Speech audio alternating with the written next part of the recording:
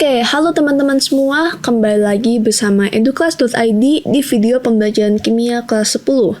Nah, jadi pada video kali ini kita akan membahas salah satu materi subbab dari stoikiometri, yaitu penyetaraan reaksi.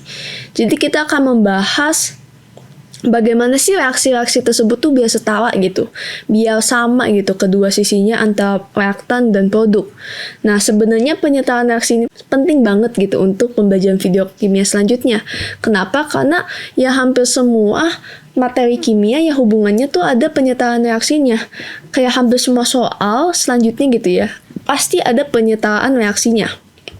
Oke, jadi di video kali ini kita akan membahas apa itu penyetaraan reaksi, lalu cara pertama untuk menyetarkan reaksi itu gimana, yang simpelnya gimana, dan cara yang kedua tuh gimana, yang lebih rumitnya. Oke, kita mulai aja. Kita akan review dulu dari persamaan reaksi di video sebelumnya. Di video tata nama senyawa pada latihan soal ketiga, kan ada soal ini ya. Kalau misalnya belum nonton, mungkin bisa dicek lagi tata nama senyawa juga, karena tata nama senyawa juga sangat penting, teman-teman. Oke, jadi persamaan reaksi itu kan sebenarnya apa sih? Mungkin masih ada yang bingung gitu ya. Nah, jadi persamaan reaksi itu adalah gimana sih kita menyingkat nih dari kalimat yang panjang ini, kita singkat menjadi rumus aja. Jadi kayak enggak kepanjangan gitu. Kebayang gak sih kalau misalnya kalian lagi nanti ke depannya gitu ya, misalnya kalian lagi di laboratorium terus kalian mau menghitung reaksi-reaksi. Nah, kalian tuh nggak tahu yang namanya persamaan reaksi. Masa kalian mau menulis reaksinya itu sepanjang ini gitu. Jadi intinya itu persamaan reaksi adalah rumus untuk menyingkat proses reaksi kimia yang terjadi di dalamnya. Oke, pada soal yang kali ini kan persamaan reaksinya kayak gini ya.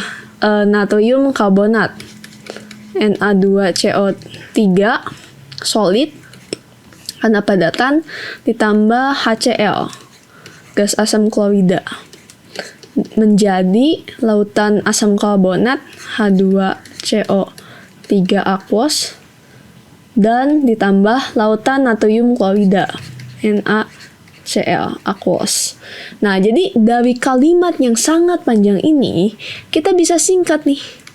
Jadi cuma sebaris doang. Sehingga bisa memudahkan pekerjaan kimia selanjutnya. Oke, selanjutnya kita mau mempelajari apa sih itu penyetaraan reaksi. Nah, dari katanya aja kan penyetaraan gitu. Artinya apa sih? Setara. Nah, tapi setara apanya nih? Oke, coba kita ambil contoh dari reaksi ini ya. Na2CO3 solid ditambah HCl gas menjadi H2CO3 aquos ditambah NaCl aquos. Nah, teman-teman, kalian perlu tahu kalau misalnya di reaksi ini tuh, di persamaan reaksi ini tuh ada yang namanya koefisien di depan. Fungsinya buat apa? Untuk menyetarakan. Kenapa harus disetarakan? Karena lihat nih, Na di kanan, Na di kiri, itu kan ada dua kan? Nih, ada dua kan? Jangan lupa ya teman-teman, kalau misalnya jumlah si Na ini tuh harus dikali si koefisien juga. Jadi kalau misalnya contoh di sini ada 4 gitu ya koefisiennya, berarti jumlah Na-nya tuh kan 2 kali 4, 8. Oke. Nah, cuman kan pada reaksi yang ini kan 1 kan koefisiennya, atau gak ditulis gitu. Nah, Na di sini kan 2. Sedangkan di kanan Na-nya tuh cuma 1. Nah, dalam penyetaraan reaksi, kita tuh harus menyamakan. Jadi, atom yang di kiri itu harus sama dengan atom yang di kanan. Nah, jadi kalau misalnya Na-nya di sini 2, berarti di kanan juga harus 2, gak boleh 1 gitu. Gak boleh 1, ini tuh salah, gak boleh. Makanya muncul yang namanya penyetaraan reaksi. Supaya reaksinya itu bisa setara. Fungsinya apa ke depannya itu nanti bisa digunakan untuk perhitungan-perhitungan stoikiometri lainnya. Kayak ada perbandingan dan yang lain-lain gitu ya. Mungkin itu di video selanjutnya. Tapi di sini penyetaraan reaksi ya intinya menyamakan kedua belah sisi antara reaktan dan produk. Itu harus sama. Oke. Sekarang kita akan ke cara yang pertama nih. Gimana sih cara menyetarakan reaksi gitu? Kita contoh paling gampang banget yaitu proses pembentukan air. Nah, lihat nih. Di sini hanya 2 kan? Oh, di kanan juga udah 2. Berarti aman dong. Nah, tapi O-nya nih. Di kiri 2, di kanan kok cuma 1. Nah, maka dari itu kita harus setarakan. Caranya gimana? Ini sedikit edu tips. Edu tipsnya adalah yang pertama kita harus setarakan adalah atom lain selain H dan O. Jadi misalnya nih di sini contoh ya, ini contoh. Misalnya ada C, di sini tambah C apa gitu. Nah, berarti kita harus setarakan si C dulu. Baru ke atom H dan O gitu. Nah, lalu yang kedua, setarakan dulu. Ini ceritanya udah disetarain semua nih atom lainnya. Nah, sisa H dan O. Mana sih yang harus kita setarain dulu? Setarakan H dulu. Jadi O itu setarakan paling akhir. Oke.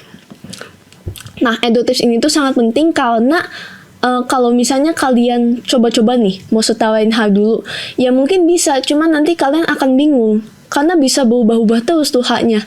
Jadi mungkin kalian akan pusing gitu menentukannya. Oke, kita balik ke soal yang pembentukan air ini. Kita mau menyetarakan O di sini sama O di sini. Berarti kita harus kali berapa supaya O yang di sini tuh hasilnya 1. Kita harus kali setengah dong. Nah, cara untuk kita menyetarakan adalah dengan mengkalikan sebuah angka di koefisiennya. Karena kita tuh gak boleh nih ngubah ini. Kita misalnya hapus ini jadi O-nya 1 gitu. Gak boleh. Kita pokoknya tuh gak boleh ngeubah angka di bawah situ. Kayak udah tetep gitu. Gak boleh kalian ubah-ubah lagi. Makanya yang bisa diubah apa? Ya koefisiennya. Angka di depan si O ini. Nah, jadi kan H2 plus setengah O2 menjadi H2O. Ini kan sudah setara nih. Karena di kiri O-nya itu 1, di kanan juga O-nya 1. H-nya di kiri 2, di kanan juga 2. Nah, tapi teman-teman, sebenarnya ini gak apa-apa sih. Kalau misalnya kalian mau naruh setengah gini, itu gak apa-apa, gak ada masalah. Tapi sebenarnya reaksi-reaksi di dunia ini kan gak ada yang setengah gitu ya. Harus bilangan bulat gitu. Sehingga kita bisa kalikan 2 semua. Kita kaliin semua 2 koefisiennya. Jadi 2H2 tambah O2 menjadi 2H2O. Jika kalian hitung, hanya kan di sini berarti kita kaliin dulu nih, kali. Jadi H-nya tuh ada 4, O-nya 2. H-nya di sini juga jangan lupa kaliin koefisien ke depannya, 4, 2. Nah, tetap aja ya sama hasilnya kalau misalnya dia itu setara. Cuman angkanya aja yang beda, soalnya kita kalikan dengan 2.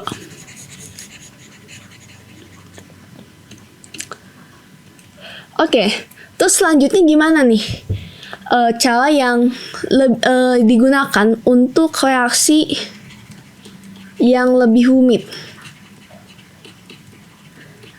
Sebenarnya bisa aja teman-teman kalau mau pakai cara yang pertama. Bahkan saya makin kesini juga lebih sering pakai cara yang pertama karena lebih mudah gitu. Tapi gimana sih kalau misalnya kalian menghitungnya kayak gini nih, kayak tadi. Cuman tiba-tiba kalian pusing sendiri gitu. Karena nggak nemu-nemu harus dikali berapanya. Karena kayak atomnya itu terlalu banyak. Ini kan atomnya dikit kan.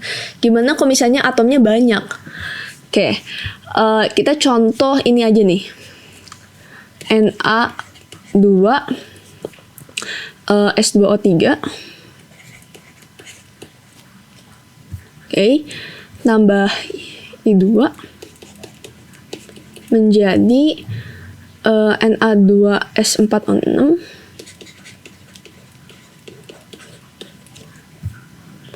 ditambah NaI. Nah, mungkin kalau teman-teman lihat ini kayak, wah banyak banget kan. Mungkin kalau pakai cara yang tadi belum terbiasa, bisa pusing gitu. Nah, cara yang kedua ini gimana? Oke, perhatikan teman-teman.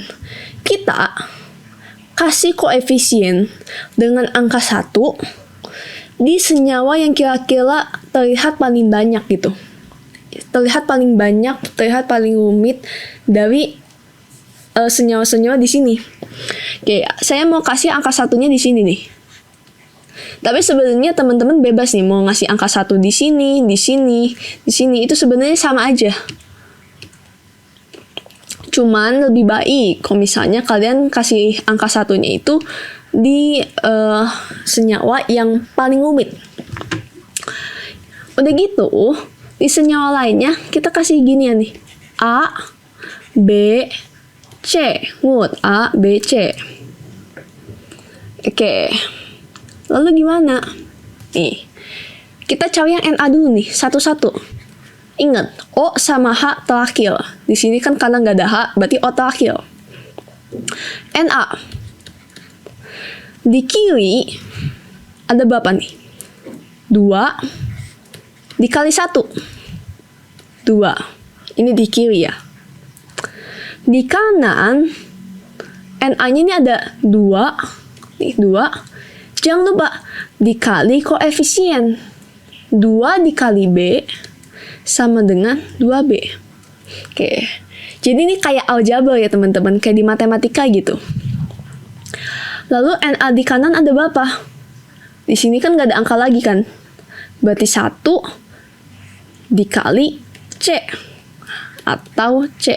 Nah, kita tambahkan gini kan. Soalnya artinya kayak Na di sini, kita tambahkan Na di sini. Jadi Na totalnya gitu. Oke, kita simpan persamaan yang pertama dulu nih. Lanjut ke S gitu ya. S. S-nya di kiri berapa? 2 dikali 1. 2. Dan nih nggak ada S lagi kan di kiri kan. Di kanannya, oh di sini S-nya 4. Jangan lupa dikali koefisien. Koefisiennya kan kita belum tahu kan berapa. B. Berarti 4B. Selanjutnya I. I-nya di kiri berapa? Nih, di sini kan 2 kan. Kalikan koefisien. 2A. Sama dengan di kanan I-nya di sini kan, cuma 1 kan. 1 dikali C. C. Terakhir adalah O. Kita udah temuin semua nih kan persamaannya. Terakhir O. Di kiri berapa? 3 dikalikan koefisien. 3 kali 1. 3. Udah habis di kiri gak ada O lagi. Di kanan. Oh, O-nya di sini 6. Kalikan B, kalikan koefisien 6B. Nah, mungkin teman-teman di sini udah kayak nebak-nebak kan gimana cara nyelesainnya gitu. Karena ini cara nyelesainnya ya kayak matematika biasa gitu. Kalian harus cari A, B, C-nya berapa. Udah gitu kalian tinggal ganti aja nih si A, B, C-nya sama angka yang udah kalian cari. Dan cara ini tuh ampuh, kenapa? Karena udah pasti ketemu.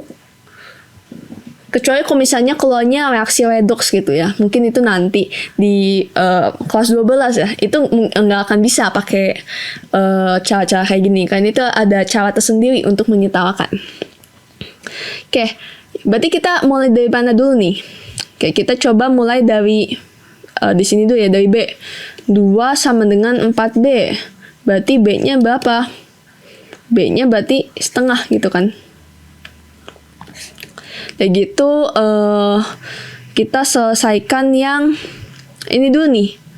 2 sama dengan 2B tambah C. Karena kan kita udah tahu B nih. Kita bisa cari C di sini. Baru kita bisa masukkan ke reaksi yang ini. 2 sama dengan 2 dikali setengah tambah C.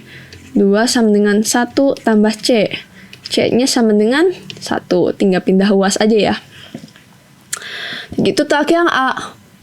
2A sama dengan C. Kan? 2A, C-nya berapa? Udah tahu nih. Nih, saya kotakin ya, biar gak bingung.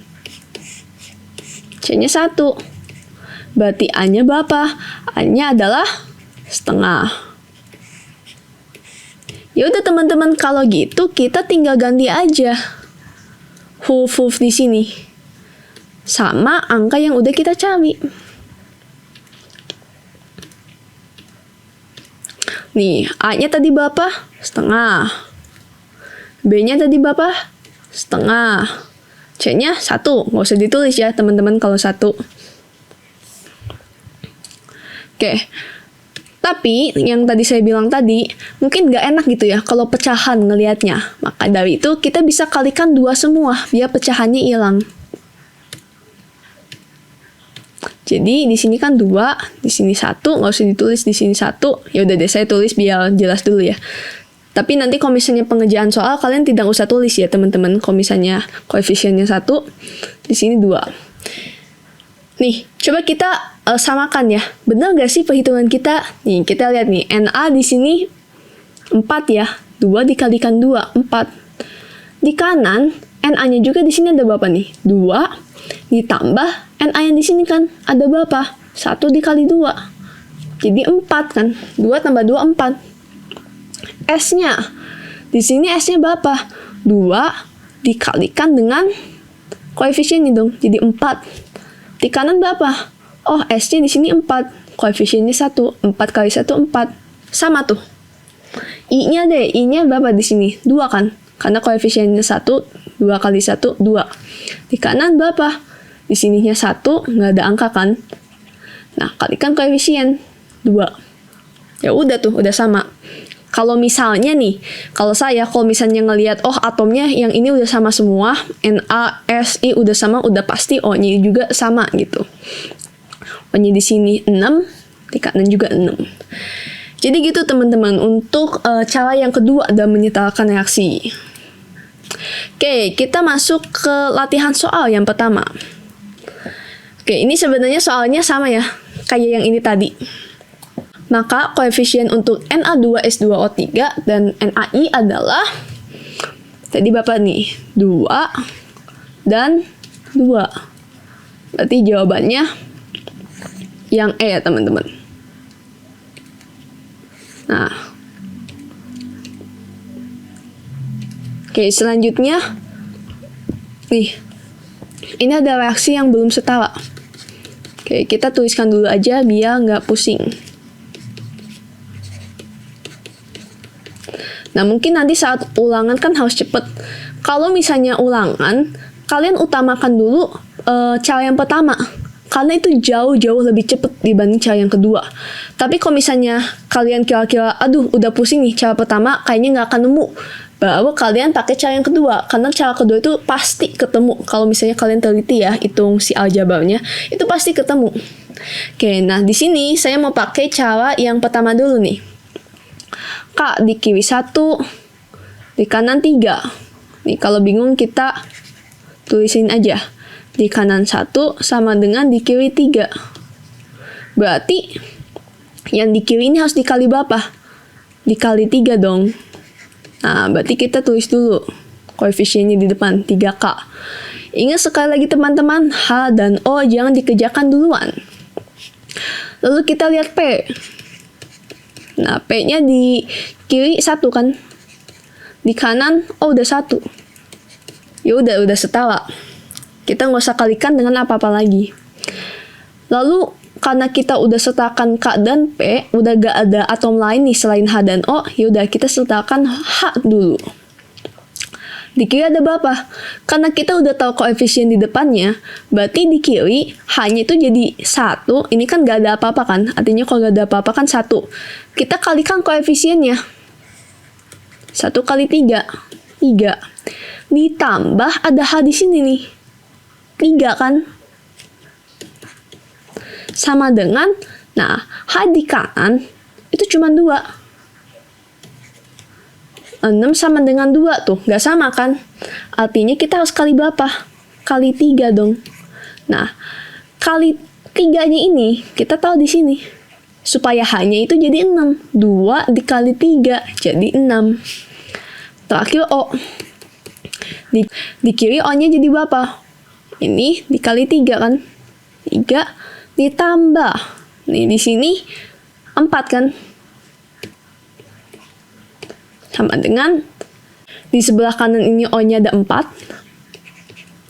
Dan di sini O-nya ada 3 kan? 1 dikali 3. Nah, jadi udah setara. Nah, jadi reaksinya itu 3 KOH ditambah 3 PO4 sama dengan K3PO4 tambah 3 H2O itu udah setara. Mungkin teman-teman bisa cobain ya pakai cara yang satu lagi gitu. Oke, kesimpulannya apa? Jadi kita sudah belajar yang namanya itu penyetaraan reaksi. Intinya, atom-atom di reaktan jumlahnya harus sama dengan atom-atom di produk. Dan jangan lupa, kita harus kalikan juga dengan koefisiennya. Jangan cuma dilihat si angka bawahnya ini doang nih. Nah, cara untuk penyetaraan reaksi itu dengan mengubah koefisiennya. Supaya atom-atom kiri sama kanan itu bisa setara. Karena ingat, kita tidak boleh mengubah, ini contohnya CO2 gini. Kita tidak boleh mengubah angka di bawah sini. Ini kita tidak boleh diubah sama sekali. Oleh karena itu yang bisa kita ubah adalah koefisien di depannya. Oke, segitu aja videonya teman-teman. Semoga bermanfaat untuk kalian semua. Sampai jumpa dan terima kasih.